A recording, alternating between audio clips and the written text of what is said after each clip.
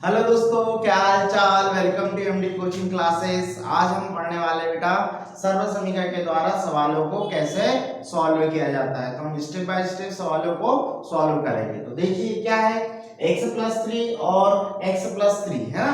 तो हमें सबसे पहले हम क्या करेंगे, सवाल को अच्छे से समझेंगे क्या दिया है हमें, है ना। तो x+3 और x+3 तो हमें कुछ कैसे सर्व समीकरण एक नजर आ रही है, कैसी x+y है ना, और x प्लस वाई है ना। यहाँ सेम नजर आ रहे हैं। यहाँ देखो x की वैल्यू x है, y की वैल्यू भी 3 है, और x की वैल्यू x और y की वैल्यू 3 है ना। इसको इसको हम क्या लिख सकते हैं बेटा, पता है ना आपको, इसका प्रसार रूप हमने समझा है। क्या होता है, x² y² है ना, प्लस 2xy। ये इसका प्रसार रूप होता है बेटा, है ना। इसका क्या होता है, प्रसार रूप होता है।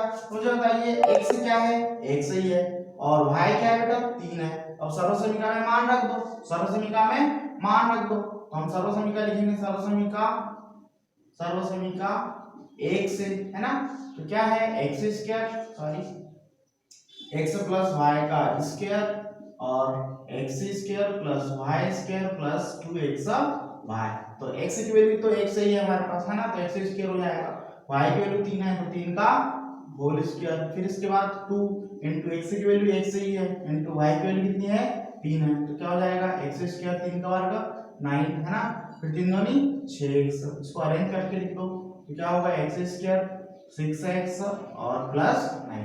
ये हमने पहली सर्व समीकरण से सवाल को सॉल्व कर लिया बेटा। इसी प्रकार हम क्या करेंगे, सेकंड क्वेश्चन क्या नजर आ रहा है आपको, सेकंड क्वेश्चन क्या नजर आ रहा है बेटा, x-3 और x+5। तो मुझे एक सर्व समीकरण हमने पढ़ी है बेटा, है ना, x+a और x+b। क्या होता है बेटा, x² + a + b x, और फिर उसके बाद b² नहीं, ab। क्या होता है, ab होता है। ये इसका प्रसार रूप हो गया, x+a ब्रैकेट में x+b का प्रसार रूप क्या होता है, x² + a + b x into में x+ab होता है। हमने लास्ट लेक्चर में इसका प्रसार भी समझा था, कैसे हमने प्रसारित किया था, है ना। तो हम इसमें मान रख देंगे बेटा। तो यहाँ पर x की वैल्यू तो x ही है ना।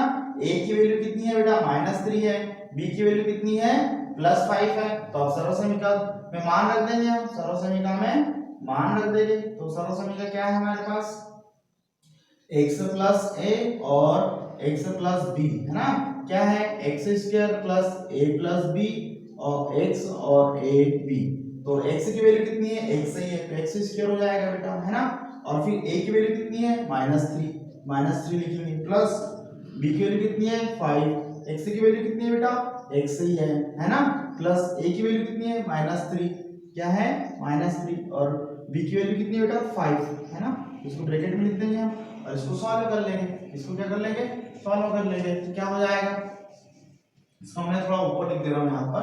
तो क्या हो जाएगा, x² है ना, प्लस, अब 5 में से -3 जाएगा, क्या आएगा बेटा, प्लस का 2, क्योंकि बड़ी संख्या के सामने क्या है, प्लस है। बड़ी संख्या क्या है, 5 है, बड़ी संख्या क्या है, 5। तो बड़ी संख्या के सामने चिन्ह क्या है, प्लस का।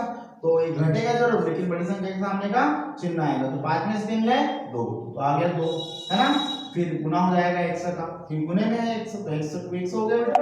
फिर 5 3 15, लेकिन -15, क्योंकि माइनस प्लस माइनस, तो 5 3 15। तो इस प्रकार हमने सेकेंड क्वेश्चन को भी सर्व समीकरण लगाकर सॉल्व कर लिया।